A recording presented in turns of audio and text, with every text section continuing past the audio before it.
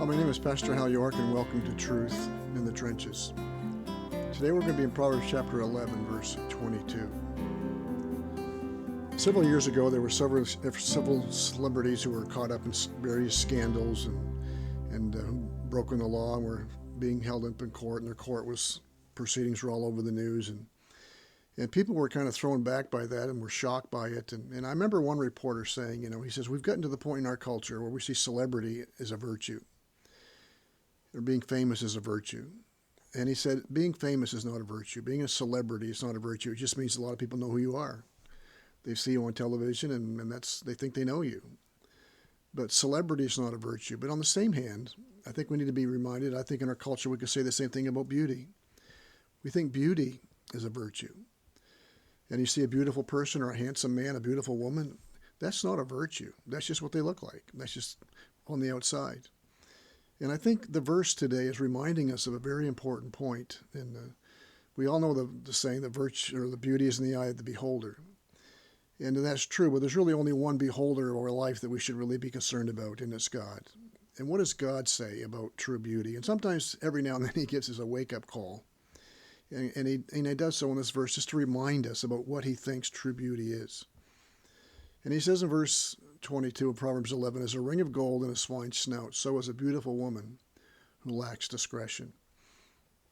That's quite a verse. We grew up on our farm, and we always had pigs, and it was part of our chores to take care of these 3 or 4 pigs we had. And I know we ever had been around a pig or anything else, but when you see a pig in its sty or wherever it might be, it's ugly. Pigs are ugly. There's nothing pretty about a pig.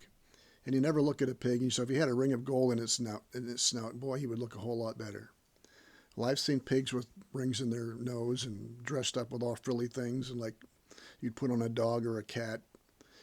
And you know what? When you see it, you see a pig. It just looks like a pig. It looks silly. It doesn't look better. It doesn't look all cute. It looks like a pig with a ring in his nose. It just makes the ring of gold look diminished. The ring of gold is a beautiful thing. I think that's the analogy here. The ring of gold, I think, is analogous to the beautiful woman. It is a beautiful thing.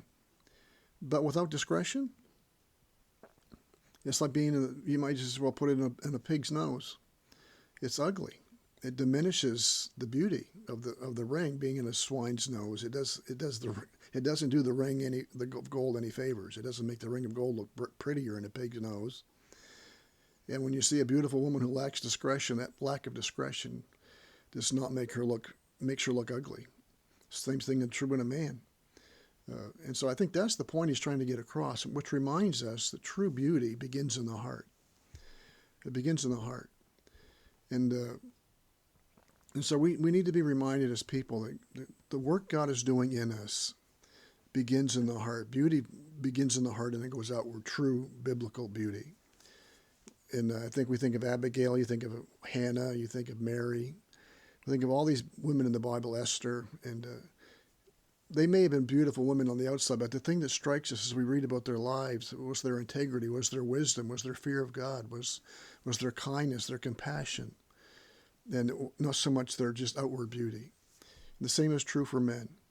So as we think about our lives and what we aim for, what we want to become, anybody can be truly beautiful in the eyes of God because it begins in the heart. May it be that hidden work of the heart that God's working in, that where true beauty is formed, and that beauty begins to flow out of us through our attitudes, through our lives, and touches others.